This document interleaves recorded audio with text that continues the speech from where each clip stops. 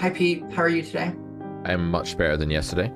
Having a really good day, actually. I got a haircut, so that always Yeah, I feels good noticed. because my hair pisses me off for like weeks before I get it cut. That's good. How are you? I'm doing well. I had a question that I wanted to bring to you to start off today's episode. This is actually something someone said to me in conversation, and essentially the statement was something like, "Poker two card no limit hold'em has been solved, and there's nothing more to learn about it, and that the game's been solved, and right now really it's just about like the real mystery is in the five card games, the kind of variants of Omaha and Big O and things like that." So I wanted to ask you, what is your response to someone who says poker, specifically two card poker, has been solved? It's a completely absurd take, and I can't imagine how they can possibly claim such a thing. But let me rebut. Has generating like AI, so AIs can generate like a really good picture of, let's say, an apple. So if you said like AI make a picture of an apple, it would make an apple and it would be really good and everyone would see that it was a well drawn apple. Does that mean that drawing apples has been solved? Does it mean that there's no leeway in how a human could draw an apple or paint an apple or depict an object because AI can just do it instantly? Like, clearly not. So what's been solved? Let's be very clear about what has been solved as far as no limit hold'em goes.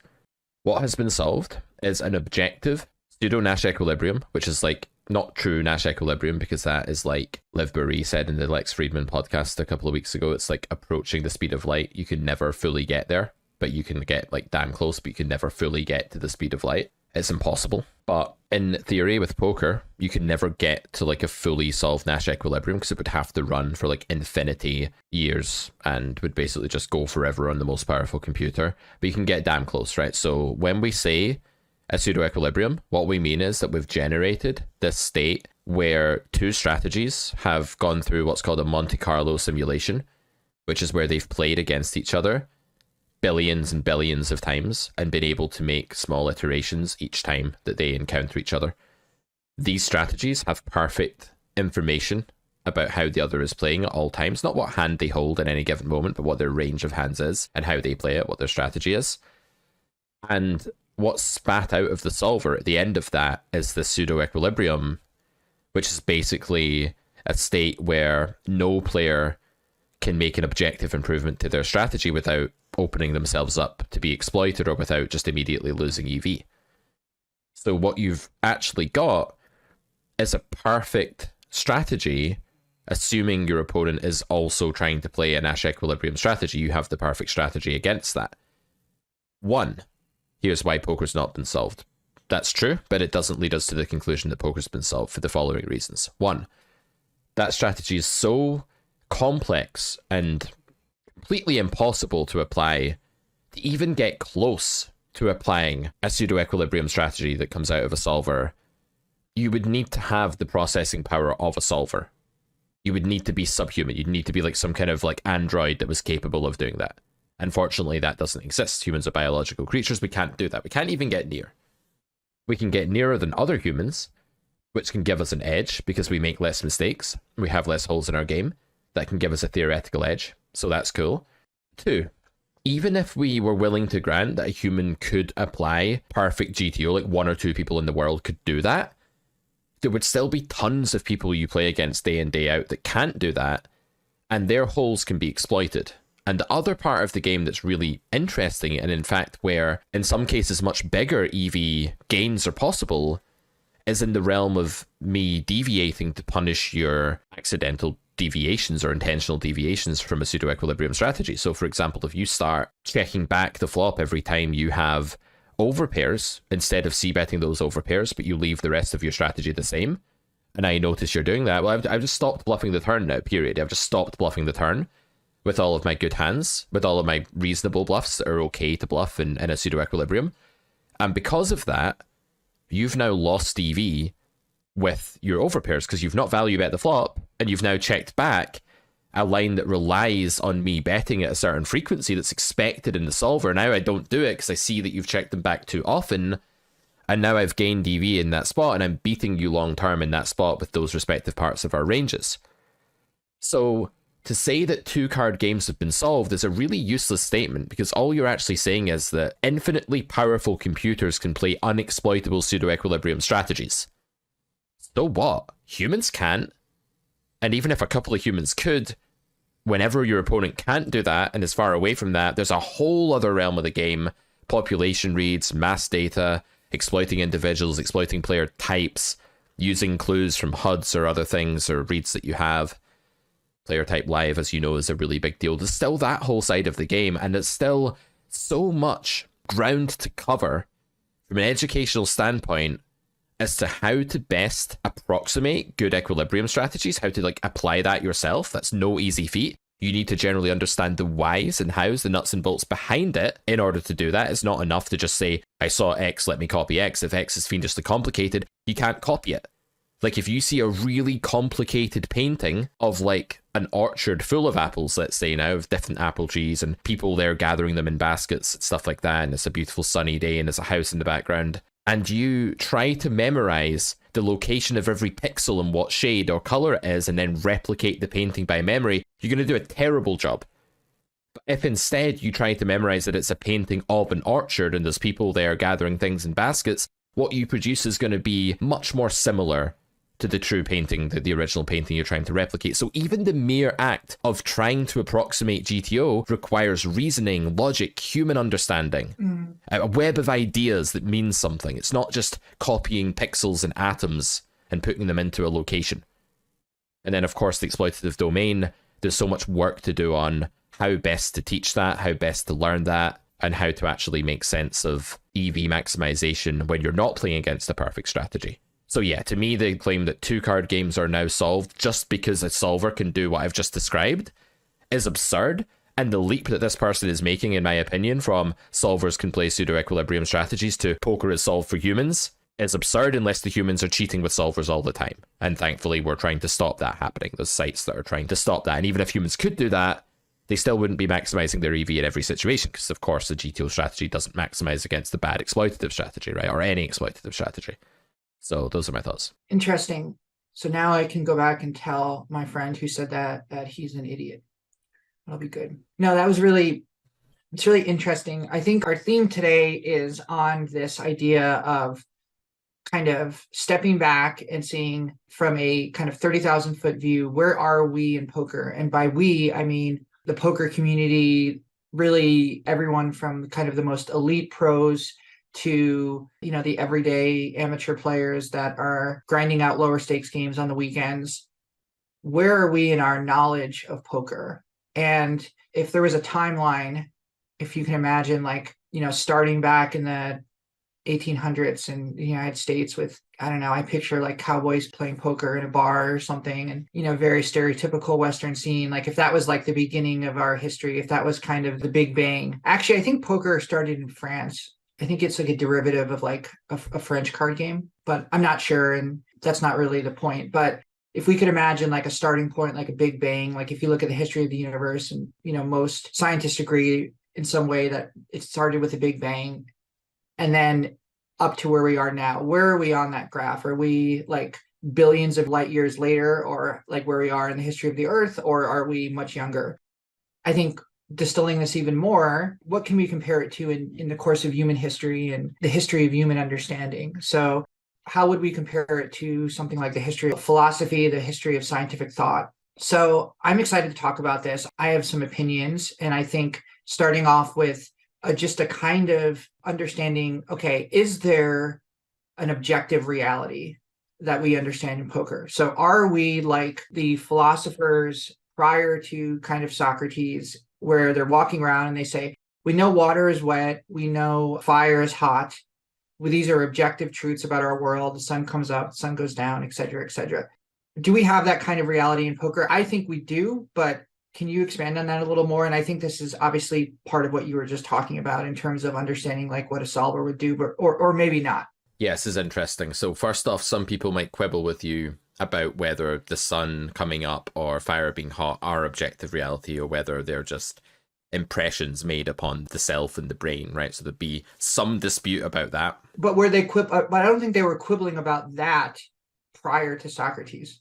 I think they were quibbling about what the atoms were doing on a subatomic level. They were aware of that, but they didn't understand yet how to ask the question of, is our sense objective reality? That came much later, I would argue. Fair enough. Yeah, I see the point you're making. Okay.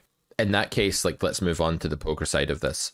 How objectively studyable is a game like poker? I would say it's extremely objectively studyable in the same way that languages are really objectively studyable. Like when there's a language that's been created, like French, for example, there are truths about what verbs mean, what nouns mean, roughly, and how the language, how the sort of, you know, the semantics of the language work, how the syntax of the language fits together, all that sort of stuff. When it comes to poker, I think there are objectively measurable concepts in the same way that, like, heat is an objectively measurable concept, or thickness, or weight, or greenness, or something like that. And these are the things that I made the Carrick Poker School about. The course, right? The big course I made was all about how to take a solver's output, that's the pseudo-equilibrium that we've talked about, and how to explain how it gets to what it gets to by using these terms. So we talk about lots of things like world favorability, for example. The measure of how much of the pot your range is entitled to in EV, best expressed as a percentage of the pot, so you can really compare it properly to the opponent's range and how much of the pot the opponent's range is entitled to in this zero-sum game. So if my range is entitled to 63% of the pot, yours is therefore entitled to 37%, and we would say that I'm in a favourable world, range versus range, and that then lays down certain parameters about what I am allowed to do, what I should do, how often I should bet certain hands within my strategy, whether there are any limits about how strict I need to be with bluff selection, and things of that nature, and it really just sets the groundwork. So world favorability is one example of an objectively measurable, thanks to solvers, which are like microscopes in this respect. Like, world favorability has always been theoretically measurable if you could construct a pseudo-equilibrium in which to measure it and have a powerful enough program to display the data that you're trying to measure, in this case the EV. It's definitely the case, as far as I'm concerned, that there is an objective framework of cohesive poker ideas that can be fit together with itself in order to provide kind of a foundationalist picture where certain concepts are built on top of others, but also like a coherence-based philosophical picture as well, where you just have concepts that you can grab in a web and they tie together. So, for example, fold equity and implied odds are both poker concepts, and they both describe objective concepts within poker, sure, the values of which are variables, but the concepts are static insofar as what they denote. So fold equity is related to implied odds in a very uniform, predictable way usually, where if your implied odds are high, it means that you're likely to earn a lot of money if you make a good hand, and that must mean that your fold equity isn't also really high, because if it was, then you wouldn't be able to earn that money very often, and therefore your average EV would be lower. So implied odds and fold equity are like inversely proportionate, and this is like a law that you can actually state about poker. There'll be exceptions and stuff like that. You can state loads of other laws as well that describe the interactions between these concepts. So it's not that poker concepts exist in the way that we, you know, non-skeptics would take a table to exist, or this kind of juice that I'm holding here to exist, but they exist in just the same way that things like width and height exist, and that length times breadth equals area and stuff like that. Like, if you want to argue that length times breadth equals area, well, you can without changing the meaning of those words, because insofar as what those words denote, it's kind of just a tautology that that's the case now. And it's the same in poker. There are things that are tautologies, there are things that are logical contradictions, and if that wasn't the case, then poker would be the subjective, meaningless realm. Or if poker was a subjective, meaningless realm, then there wouldn't be such things as tautologies and contradictions and ironclad statements that are either clearly true or clearly false. And so, yeah, of course, poker has all these objective concepts, but they're just not physical. They're just conceptual. There's like this realm of poker ideas, almost like a Platonic heavenly realm where these ideas exist in their perfect form. The solver is close to that. The solver is like the angel. It's kind of like, look at this, behold, this is what game theory looks like. This is the Nash equilibrium, or as close as I can get to it. And then down in the depths of the world and the hells underneath and stuff, you have all of the humans like fighting for pots, and all with giant imperfections, these abominations of poker players crawling around with one leg and 5 arms and an eyeball that's like out to here, and grasping at pots and fighting each other in these really imperfect ways. But yet, even that fight that happens down in the depths of the human realm, the heavenly poker concepts are still in operation there. They're just being badly used by a lot of people. So yeah, absolutely, it's subjective. Yeah.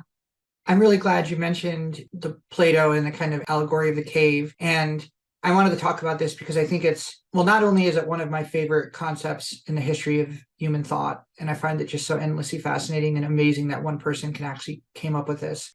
It's why I like Plato is just like my favorite, really my favorite philosopher. I just find him endlessly fascinating. But this will not be new to anyone that has ever taken like philosophy courses in undergraduate or even in high school, probably. But just really quickly to kind of, I think, table set this idea because I think it's really important. So Plato's allegory of the cave was this idea that if you can picture a cave and a bunch of humans sitting on the floor of a cave and they're looking at a flat wall and they're chained to the cave so they can't move and they can't turn around. And behind them is a fire and there's animals and real things going past the fire. So they're seeing the shadow of these images on the flat stone wall in the cave. And because they were born in this cave and they have never seen anything else, their idea of reality are these shadows. So when they see a goat, they don't see a goat, they see the shape of a goat. And obviously the shadow of a goat is 10% of what actually you would see if you saw a real goat, right? In reality. But the idea of like human thought and philosophy is like there's this other world above the cave and there's a way out. And if you were to crawl yours out of the cave, you would come into this, our normal world. So you would see real goats, you would see real trees, you wouldn't just see the shadows.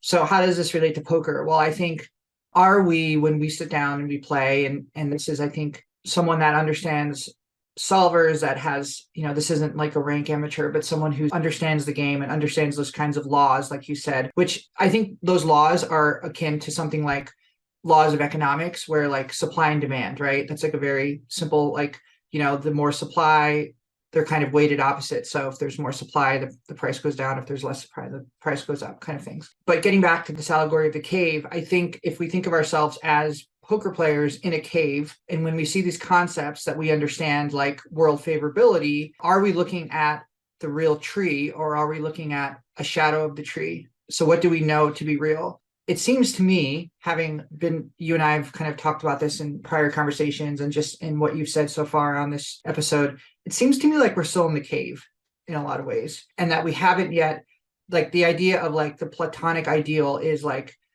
there's the tree that we see in when we walk outside is not a real tree. There's a pure ideal version of that tree that we can't see, and that we use knowledge to kind of get closer to that ideal. Bringing this back to poker, does this allegory of the cave fit? Does it make sense? Or am I stretching too far on this? What do you think? I mean, our conversations are always, in my mind, you stretching too far and me trying to like bring it back or say that some parts of it work and others don't. Yeah. I think some parts of it work and others don't. Like, Yeah. I would say pre-solver, we were definitely looking at like really vague shadows, but we were also just hallucinating things that weren't there at all. So like before the solver, we were just like, oh, we have to bet to price them out of a flush draw or something like that. And when we thought that, we didn't even understand that like the flush draw can always call on the flop. Even if you overbet, the flush draw can still almost always call on the flop. And people were potting it and being like, you can't realize enough equity to call now. And stuff like that. Back in the day, we were positing concepts that don't really mean anything. We were saying things like pot control and board coverage and just concepts that we were just overusing that have very minimal application and are best described with reference to true, like, observable concepts that we have these days. Like, so if someone says to me pot control today, I would say, well, you just mean that you have a medium equity hand that stands to gain more by checking than by betting, in theory, because of its mediocrity. Okay, what are we talking about pot control for? Because it's a human notion. So I'd say a lot of our concepts were our own sort of ramblings and imaginings, just much like in life, like if you go back to the Dark Ages or medieval times,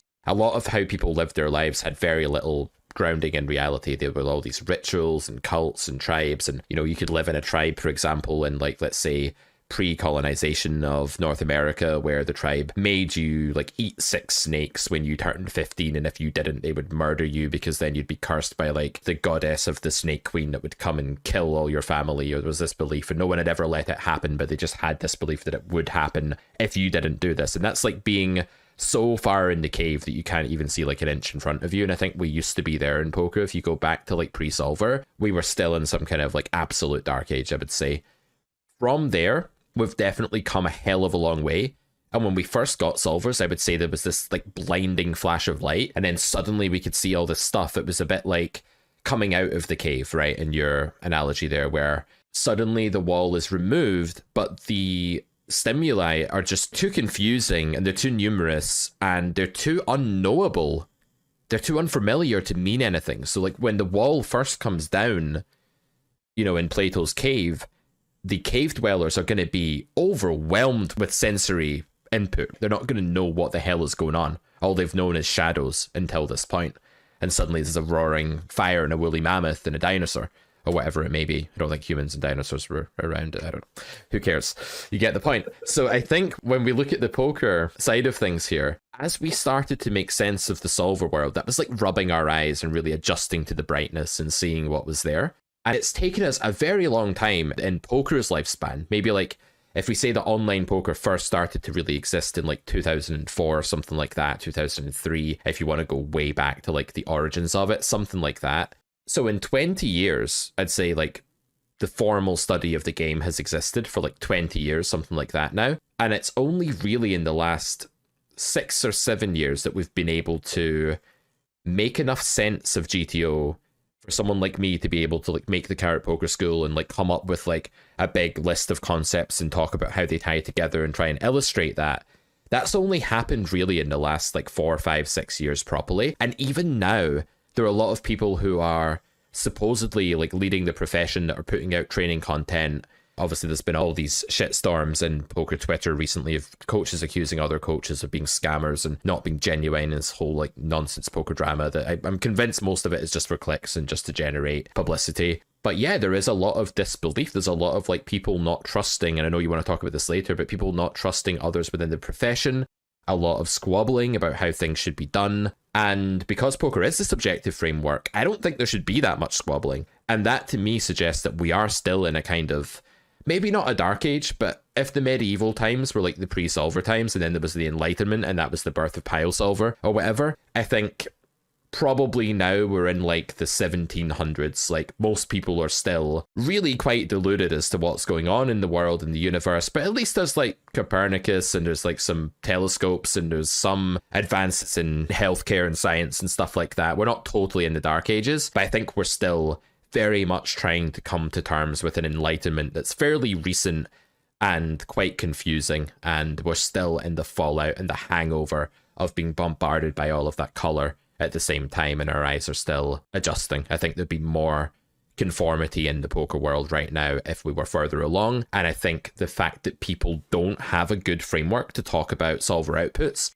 they're saying this is a frequent bet, this is a frequent B150, and they're citing some vague reason. Not many people in the industry are creating a framework of concepts to explain solver behavior yet. I've tried to do it, some other people try to do it, some people are very good at it. A lot of people completely abstain from the process, and to me, there's not a universally abundant web of objective ideas yet that concern GTO to suggest that we are out of like the 1750s or 1760s. It's interesting. So we're still in the period of history where people were burned at the stake for being witches, right? I would say so, yeah. Yep. I would say that, okay. So I think, you mentioned kind of like what we're seeing now with this kind of like squabbling online, and when it comes to who has the right to coach or to instruct or even to just be an authority on poker. I think this is an interesting debate, and I know there's like a lot of different takes on it, and I think it's interesting because of what it shows about where we are in our understanding of poker and how that has mimicked other periods of history where human beings have a kind of certain amount of knowledge, but they don't have all of the knowledge. And I think if we bring this back to, this is another kind of extreme analogy, but I'm really good at that. And it's just kind of how my brain works. But, why did people burn witches at the stake? Like, that's like a brutal way to die, number one. It's a brutal event to witness. So not only did we have people, human beings, burning other human beings at the stake, but we had like groups of people that would stand around and watch. And so I know that history is full of awful atrocities, but I'm just using this one example because I think it kind of fits here. Well, it was this idea that this person knows something, they're acting on it with a certain kind of magic, they're accessing a certain kind of dark art, a certain kind of evil, and they're using that to hurt the general public.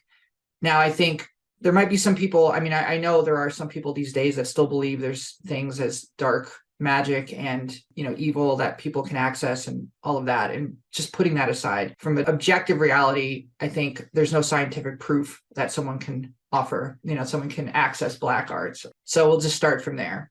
We look at that time period and we say that was absurd, that was ridiculous, it was barbaric. But I think like the way that we sometimes talk about poker is similar, and the way that we somehow treat other people is similar. So with this idea of like the word scammer, this is an interesting word in my opinion, because it's a really loaded word, and it's a word that's tossed around a lot, accusing someone of being a scammer. And it's like, well, what does that mean? Are you talking about someone who's lying to someone, who's saying, I'm going to sell you this potion, and this potion is going to make all of your hair grow back, or it's going to make you grow 6 inches, and then the person comes back and says, this didn't work, you scammed me? Well, I think that's like a pretty clear definition of a scammer. Or does it mean someone whose philosophy of the game is different than your philosophy of the game? Or someone's method of teaching is different than your method of teaching? Or someone's personal approach to the game is different? So I think like it's one of those words that's really loaded but is meaningless because it's far too vague. And so it's very much like witch. It's very much like, false prophet. It's someone who has acted in a way that is so insulting to the tribe that they are a danger and they must be called out. This has a lot of parallels with cancel culture. I think it has a lot of parallels with kind of like the general like woke ideology, especially like a lot of younger people. And I wouldn't put myself in this category. I think this is people younger than me who kind of grew up with the internet and not understanding kind of why idea of like the mob mentality is inherently dangerous and inherently wrong. And that, most of our systems are designed to kind of reduce mobs and to disperse mobs, and to, the idea of democracy is that, the majority wins, but you still have protections. I'm talking about more, in the basis of like the United States Constitution, you still have protections for minorities because you can't allow the majority to choose to destroy the minority. And so there's kind of these fundamental protections in place. And bringing this all, I think, back to poker is that I think what we're seeing is this kind of raw behavior that's very similar to any situation where a group of humans feel threatened and they don't exactly know why. And so they toss around what they feel is like the most damaging words possible. In this case, it would be fraud, scammer, cheat, things like that. And this is all regardless of whether any of this is true. This is just the accusations, because what always happens in these situations is there's never proof. Even like I was listening to the interview with Garrett Adelstein with Doug Polk yesterday and talking about, how he's kind of processed the Jack forehand with Robbie. And he still believes, to his bones, sincerely, I think that he was cheated. He has no objective truth to that, but he still believes he was cheated. Proof, and you I mean think he has no objective proof? Oh, proof. Yeah, that's what I meant. Yeah. But because we have this lack of knowledge about things, it reinforces kind of our need to kind of believe even more. So really, these are all symptoms of a kind of half knowledge, a kind of lack of full understanding of a certain topic. On one hand, like it's kind of typical and it's somewhat refreshing and I think kind of interesting because it gives us a kind of measurement of where we're at in our understanding of poker, which I think you just expressed. But I think what I'm trying to say is I see that expression of what you just said from a kind of theoretical side. I think we see that borne out in how the community reacts to these things and how we treat each other in certain situations. It's very much like an early tribe of people accusing each other of these heresies because that's how humans are wired. Yep. I agree with everything you said there. I think that's all really interesting. To go back to the whole comparison between this witch hunt, scammer, fraud hunt behavior that we've seen on poker Twitter of late and in other places in the poker sphere, and woke ideology, yeah, I think there are just so many connections there. Cancel culture is definitely one of them, and the other is this like appeal to credentials or like academic authority. There's a very common trend in the woke movement right now where people are very quick to say, and could you just explain to me your credentials in this field? Like completely dismissing a point. It's not even ad hominem. It's worse than ad hominem. It's not even saying you're not a worthy individual to say this point. It's much more arbitrary than that. It's that even if you are a worthy individual and you're capable and you know enough to say this, you're lacking a piece of paper that proves that you've gone through a certain process, which may in some cases validate your opinions in a topic, but not necessarily so And in many cases, not at all, because we can all go to university and jump through hoops to pass exams and get degrees. It doesn't necessarily make us competent in the thing that we eventually end up doing in our occupation at the end of it in our career. I think this is happening a lot, and I think it is in a large part down to the fact that poker is, as you say, in this period where we know a lot of stuff and we know enough to be able to like throw around arguments and have clout behind us for sure. But we're in this weird realm right now where what solvers are actually doing, what this whole enlightenment of a solver has done, is it's made objective truth provable about the game logically, rationally. And that you can rock up to one of my lectures in the Carrot Poker School and you can understand what I'm saying without really having played all that much poker. Now, obviously, the concepts make more sense to you if you have played a lot of poker, if you're experienced. But you can say, yeah, of course, like, in this unfavorable world, the in-position player is folding less than the sort of pot odds minimum defense frequency amount of the time, and therefore, of course, it's bad for me to bluff the worst hand imaginable that unblocks their continuing range and blocks their folding range or something like that. You can follow that and you can be like, yeah, that makes perfect sense, and I've got the evidence there, I've got the solver there showing me that it's the case. And I think a lot of people don't like that. A lot of successful former pros, people who made a ton of money playing poker back in the day, who played high stakes back in the day. I never did any of these things. I played poker for part of my profession. I played professionally for a while. I didn't make, millions playing poker or anything like that. That wasn't the trajectory that my career took. And for many people back then, poker training was just, here's a crusher. They're going to teach you and you're going to pay them $1,000 an hour. And a lot of these crushers could win, but they couldn't necessarily explain how they could win, and they certainly couldn't put themselves in the mind of a 25NL player and get them winning. That was a really different thing. And to pay a crusher £1,000 an hour to get them to help you when you're playing 25NL is clearly just a terrible idea. Even if that person is a good teacher, you're still overpaying for the tuition you need at that point, probably. So we're left with this murky situation where some poker schools are coming out with a rationality-based academic style of teaching. That's what my school is doing. It's like, look, I know the game really well. I've played for years. I've been successful at the game. Never at high stakes or anything, and I understand X, Y, and Z. And I've digested solver stuff for so many years now that I can actually put it to you in a framework that you can see is right. You can see it's right. It's self-supporting. It's like a tautology. In the same way, if I say, if A then B, A therefore B is a valid and sound argument, right? If A then B, A therefore B. That is a sound argument. It's true. And it's logically consistent. And you don't need any training.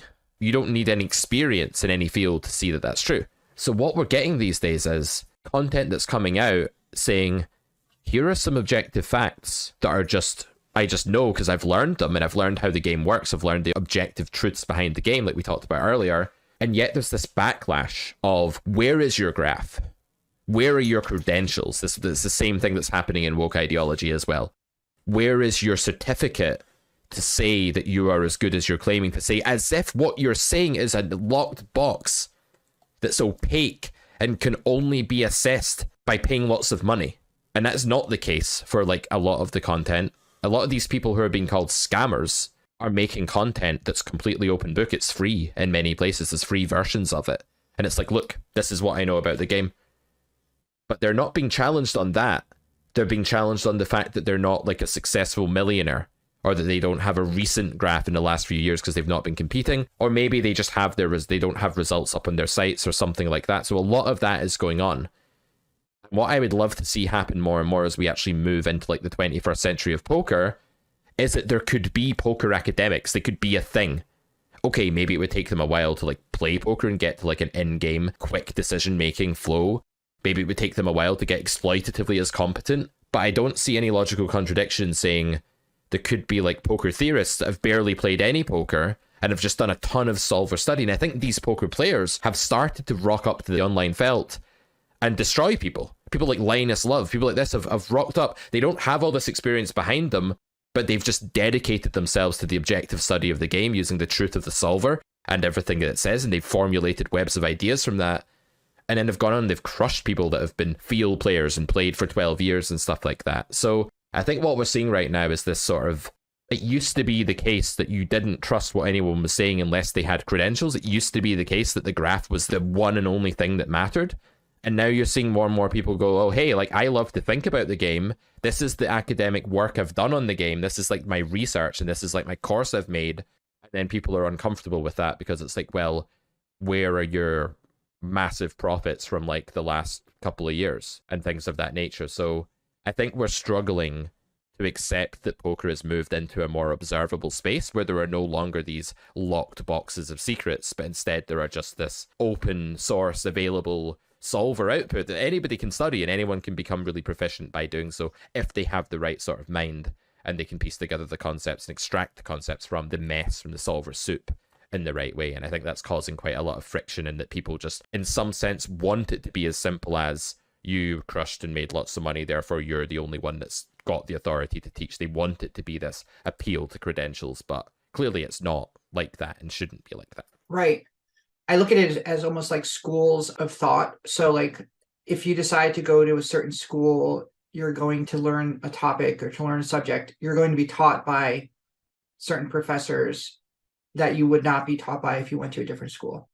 Now, those professors may be better at explaining some things than they're humans. They're going to have certain flaws. They're going to have certain things they're really good at. But it doesn't change the fact that at the end of the day, if you don't go home and study and put the work in on your own, you're not going to learn the topic. Like, I don't know any kind of meaningful educational experience that doesn't involve you, meaning the student, bringing effort and engagement to it, not just being the kind of person in Plato's cave sitting there like watching the shadows on the wall, like actually questioning, moving into a kind of Socratic questioning. So like in American law schools, the way that you learn is what's called the Socratic method. So like the professors don't sit there and explain to you, here's what this means, and then this is what that means.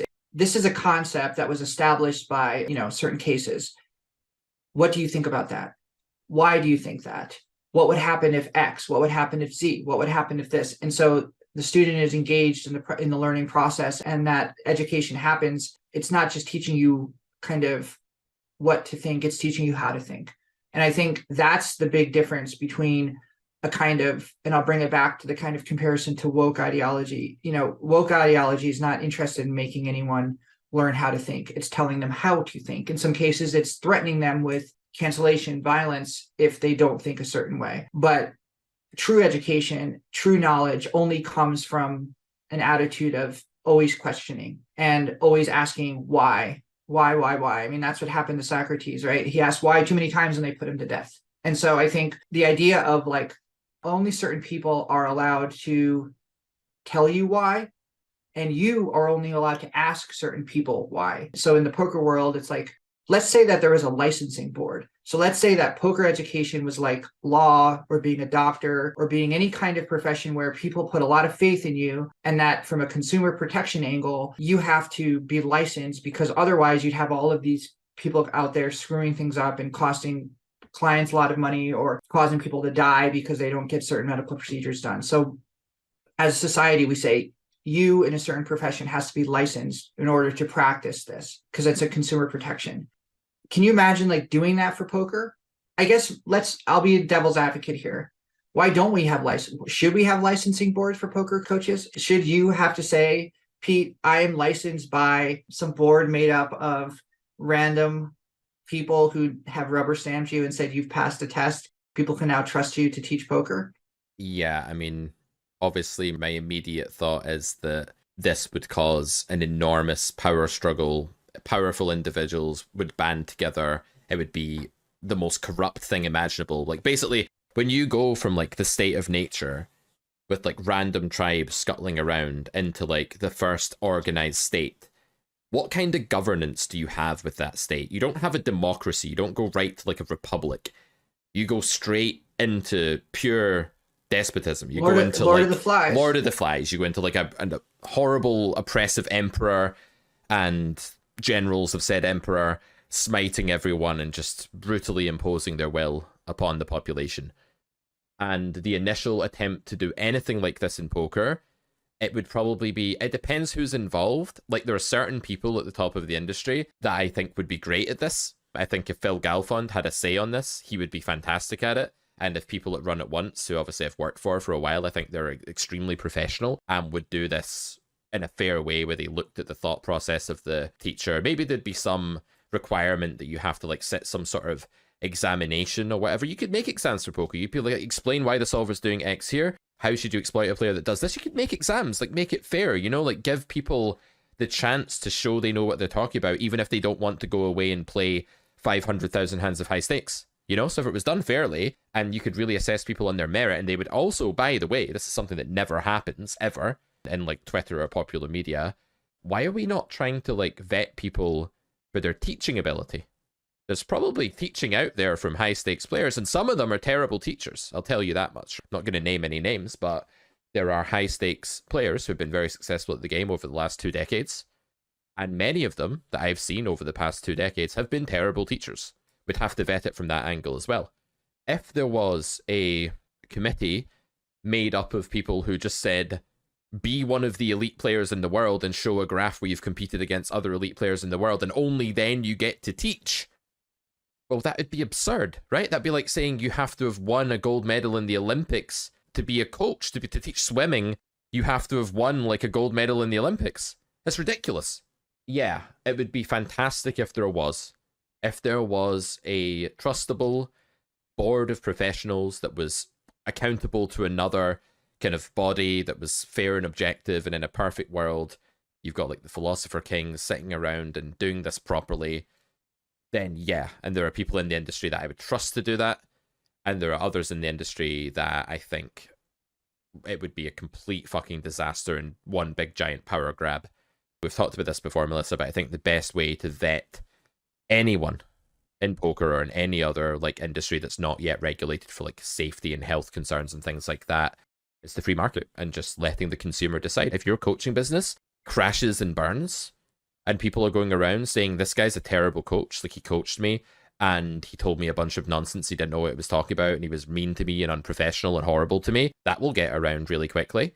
The reason I've been able to have, if I may just speak, I know I've already defended myself publicly in some of this, and it's not been a huge deal, to be honest. It's just been, I'll just be honest and open about everything I do, but I've had an insanely high satisfaction rate within my community for people I've taught. I'm talking like very high 90s, you know, of people that are like very happy. Have there been 1 or 2 people over the past 5-10 years that haven't been happy? Yeah, sure. Of course, that happens to anybody. But if, for example, I'm speaking about myself because I don't know the ins and outs of anyone else's business, right? But if, for example, Carrot Corner was a fraudulent site that knew nothing about the game and was giving people bad services for significant amounts of money, the free market would just stop it. The free market would just be like, oh, this guy's terrible, and no one would go there. And it would all obviously be like apparent to the consumer as well, right? Because humans are able to judge what's good value and what's not. They're not these brain dead imbeciles following cult leaders into dark rooms and opening locked boxes full of magical jewels. Like, that's not what this is. This is 2023. This is intelligent humans that know how to research 50 different things on the internet on the same day and can make that comparison and can make a choice. And if loads of them are still choosing a certain coach, then without any further ado, I would say that coach has been vetted by the free market. If they're some kind of masterful scammer that has somehow been able to pretend that they know what they're talking about when they don't, that's another thing. But you know what, Melissa?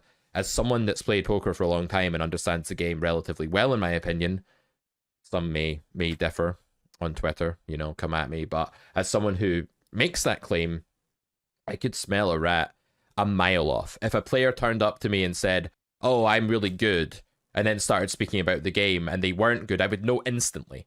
And a lot of consumers, even ones that aren't really advanced, can still detect that to a large extent. So not only are there not really any successful poker scammers, I don't think that's even possible due to the free market.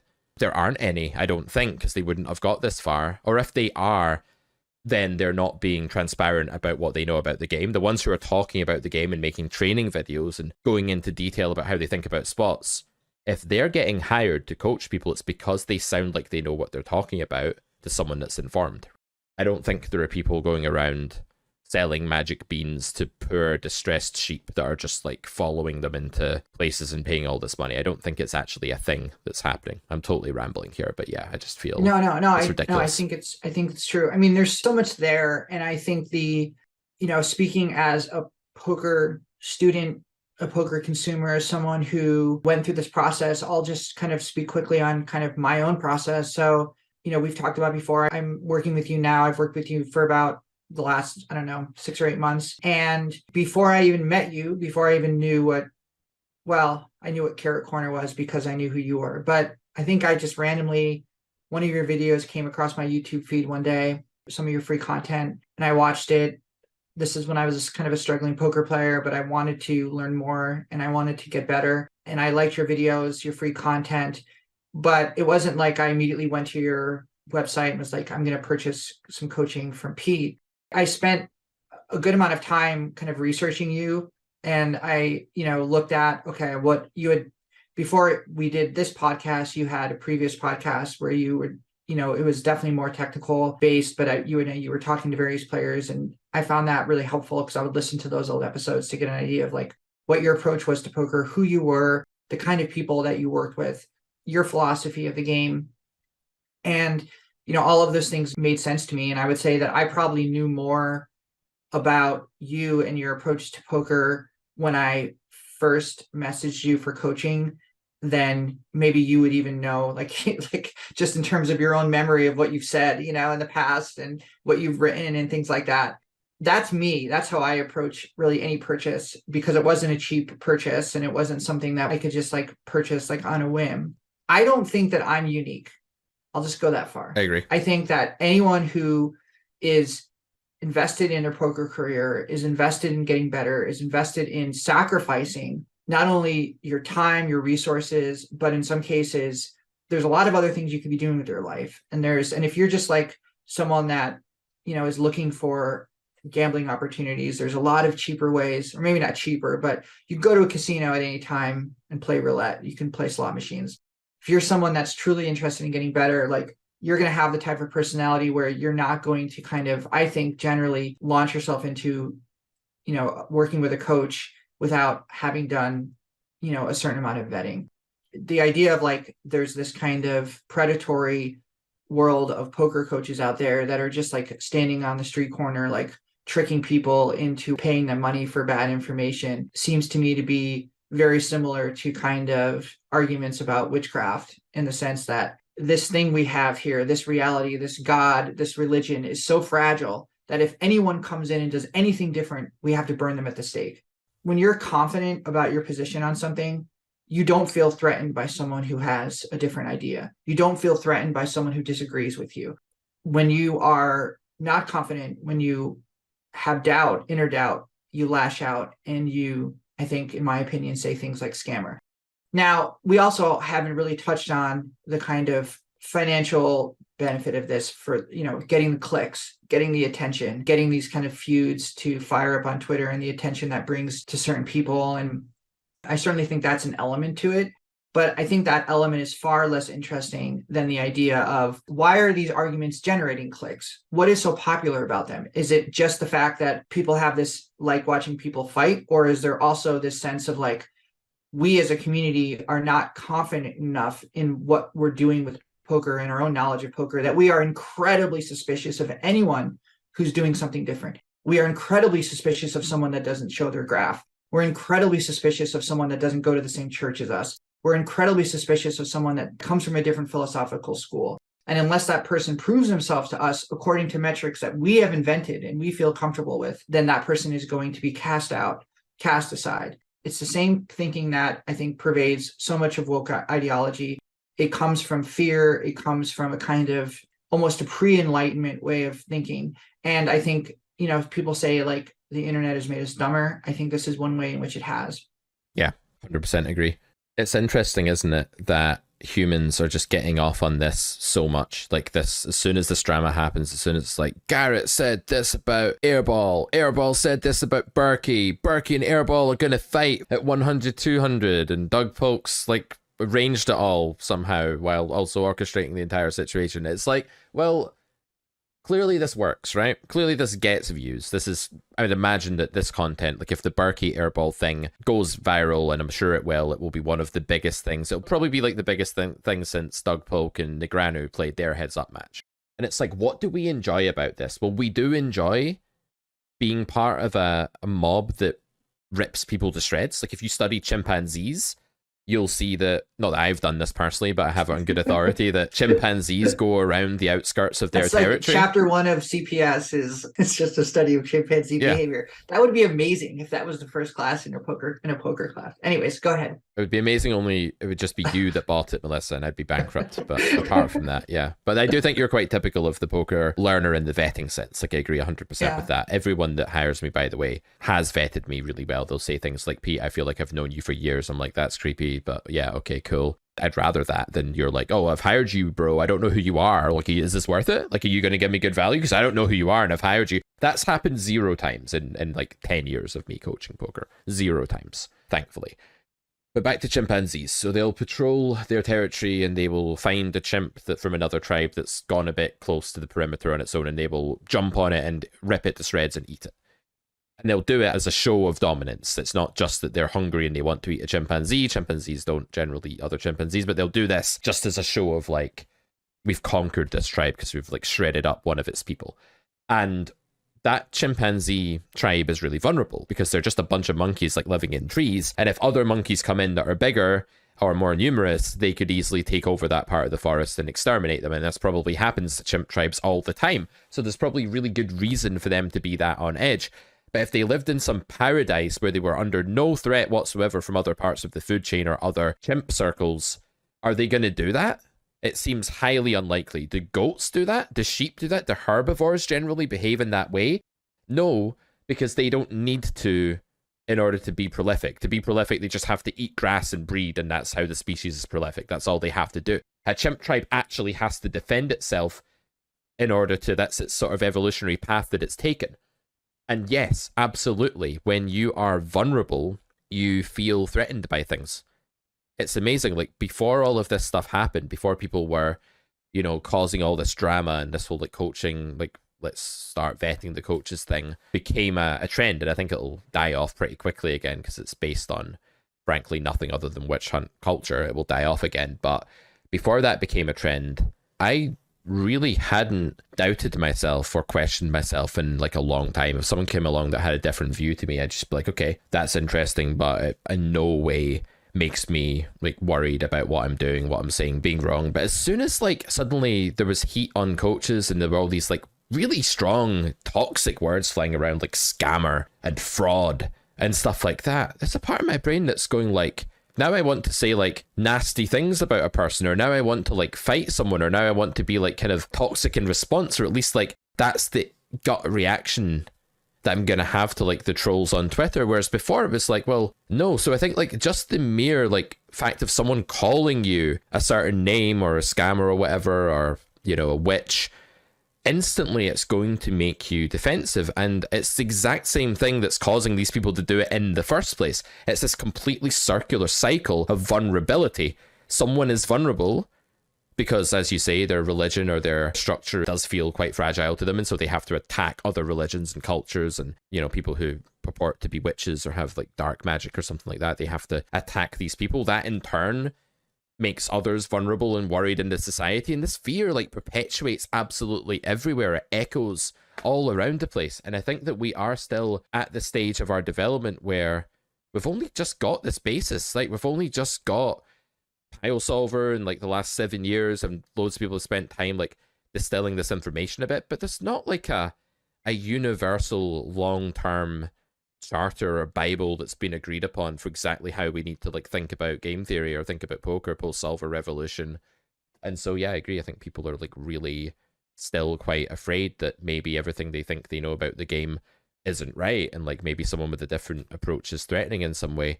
I will say that like there's something really stabilizing about poker theory and about teaching poker theory and spending hundreds and hundreds of hours on like a big course that's all about how concepts tie together objectively, improving it with solver outputs and EVs and equities and range interactions and range shapes and all of this lovely stuff. Once I did that, I was just like, you know what? I'm so confident in what I'm doing. Like, I'm so confident because I have a cohesive framework of ideas that ties together in an amazing way. Many winning poker players can't explain why they win. They have good habits that win. They're given playbooks by coaching for profit stables. They can win, but they couldn't tell anyone else how to do it. But having a framework of actual ideas, that creates like the lighthouse in the storm, you know, that makes you less afraid. And so like I'm never really genuinely threatened by a claim that like if someone was to say, oh, this guy's bad because he doesn't have a graph to show, or you shouldn't hire him because he doesn't have a recent graph. Like I get that. Like maybe that's a barrier for some people, and I can understand that if you can't listen to content and say, I really trust that, I can see that that's like making a lot of sense and that that's like good level content. If you're at a level where you can't actually tell what's good and what's not at all, then either you need to improve a bit on your own first before you make a decision about coaching, or maybe a graph is the best thing you can do. If you know nothing about the game and like listening to someone talk about the game is just gibberish, then maybe looking at a graph is as good as you can do, but it's a pretty awful metric of who's the best person to teach you poker. I'll say that. Well, and also I think if you're at that stage, you're also more exploitable because someone who is a terrible teacher but has a really good graph, you know, you're going to give them a lot of money because you like their graph. It's one factor to be considered among many other factors when choosing to invest your resources into a poker coach specifically. You've already chose to invest your resources into poker. I think you said it really well. I agree with all of that. You know, I look at it like what I've developed in learning theory in the time that I've, you know, been studying it seriously is it does give me a kind of rock in the storm. So like you encounter spots every session where you don't theoretically, or maybe not theoretically, but you don't necessarily know what to do. You don't have to know theoretically exactly what a solver would do in this spot. But if you have a general idea of theoretically, this is what the highest EV play is, then at least you have some kind of grounding. You have something tethering you to the earth. You're not just floating around, you know, in a tornado being spun around. And if you have that tether, you can then say, okay, knowing the theory, knowing the theoretically highest EV play, is there a deviation? And to what degree does that deviation need to be taken? That in itself is, I think, a revolutionary step in poker thinking. I don't think it's a concept that requires years and years of study to understand. I think it's very much like, you know, an Enlightenment concept, like democracy, or like something that, you know, kind of launched humanity forward, you know, very quickly. It's like understanding the theory and then understanding, you know, how do I deviate from this theory, or do I need to deviate from this theory, and what makes it, what's the exploit, if there's any. That in itself is, I think, a really solid foundation to have. And I think when you talk about confidence, I'm not confident in the same way you are. If someone got me on it and started grilling me about various spots and equity and all different, you know, I would not understand that, and I would be lost and intimidated. But it also would be something I would never agree to do. But where I do feel confident is generally in those spots in live games where I'm thinking, what does theory say to do? Do I understand that? And okay, and then what is the deviation, if any? And I think that in itself has been very, very helpful for me. And it makes a lot of this debate about who's a scammer, who's a fraud, who's selling black magic, you know, who's the witch. It makes it far less interesting, and it makes me feel far less threatened by any of it. Like I never felt threatened by anything that was said online about like these sheepish consumers who are just stumbling into our complicated poker world and don't know how many grifters and how dangerous it is and how vulnerable they are. Was not insulted by that in the least. Number one, because I hardly ever get insulted by anything. But number two is that I felt like that was not the case with me. And, you know, my understanding, where by no means is comprehensive, is enough for me now to be able to have that kind of base level of confidence. Right. How long have we been talking? I've kind of A lost long track of time, yeah. I mean, we should probably wrap things up in a minute, but I do think that's an excellent point just to end on, that once you reach a certain level of proficiency, you're not just this blind idiot that's like going to grab onto shiny things. You know enough about the game to be able to spot someone that knows little about the game a mile off, and you can tell. And that's why I'm able to have a business that's based on people seeing what good teaching looks like, seeing what good logical frameworks look like, and learning from me, and then being like, wow, hold on a minute. This is all making me better. This free content is making me better at poker. I'm actually doing better. My results are better, and the game is making more sense. That's the level of trust and belief that's necessary for most people that I try to pitch my services to in Carrot Corner to invest in coaching or a course or something like that. It really has to be that level of, I'm already seeing benefits from digesting this person's stuff. And there's lots of other coaches out there that do a great job of that as well, of showing stuff for free and basically assuring people. It's beyond just promising or leading people in a certain way. It's actually about assuring your customer that their money is being well spent, and it's about building that trust in the brand. And one of the guys I worked with last year, when it came to like direction for the company, said, you know, people will interact with you so many times before they buy anything, because this is the way the market is. We just know that the way the market operates with all this competition is that people will interact with you so many times that you never even hear about before they will even spend a penny in your site. And that's how most people on the internet, you know, choose to invest their money. They do a lot of research because it is so easy to do it. It's not just like a traveling salesman coming to your town with a box of trinkets. It's not like that at all. You have the whole world of research at the tip of your fingers. So I do find that idea ludicrous, that like people are just these dupable sheep just waiting to be led astray. If you want to make a comparison to like, you know, like kind of crooked people on Wall Street, so like the kind of stockbrokers or that call up, I don't know to what degree this happens anymore, but I'm sure it does. But, you know, calling up people and saying, hey, you have to invest in this stock right now. Tomorrow it's going to go to the, you know, it's going to completely go to the moon and you're going to make a ton of money. And I'm thinking about like the main character in that movie, Wolf of Wall Street.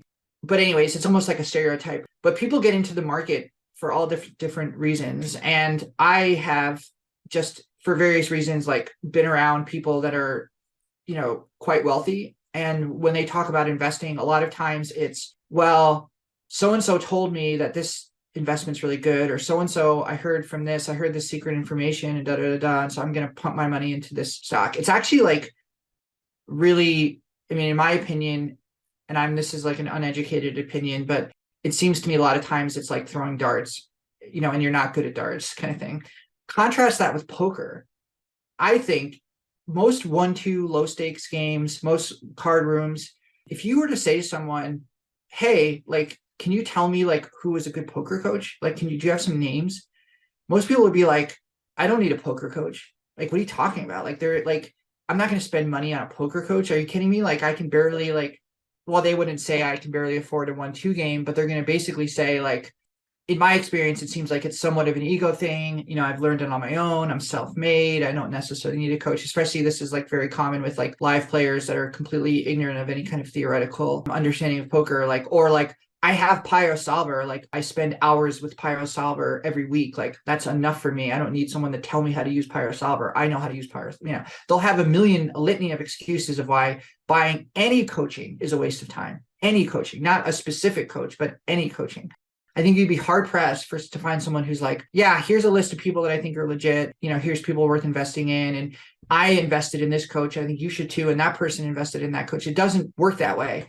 It's the opposite of what happens with stocks, where someone says, well, this is a good stock because so-and-so bought it and they made money, and this person bought it and they made money. So it's really like the people that invest in coaching aren't doing it because they're feeling pressure from their peer group or they're feeling like they're missing out. It's not like a fear of missing out like it is in the stock market. It's the opposite. It's like, I actually, when I first started buying coaching, like I didn't tell anyone about it. And the reason is because like most people probably would look at me like I was like wasting my money on something. It's like, why don't you put that back in your bankroll? Like, that's like a couple of buy-ins. Like, what are you doing? Anyways, it's an interesting difference that I think also is not, you don't necessarily understand that. Maybe some live players disagree with me, but I think it's something that you don't necessarily understand unless you're like grinding in 1-2 games, like with a lot of low stakes, you know, people who play recreational. Like, the idea of investing money in a coaching is like ludicrous. It's like, oh yeah, I'll just go buy a Ferrari too, you know, kind of thing. Totally. And you have to do such a good job as a coach to even earn that trust, to even get people considering parting with like thousands of pounds or dollars. You have to really demonstrate value in a genuine way that they can access, and that they can like over time build up a load of trust for you and your brand.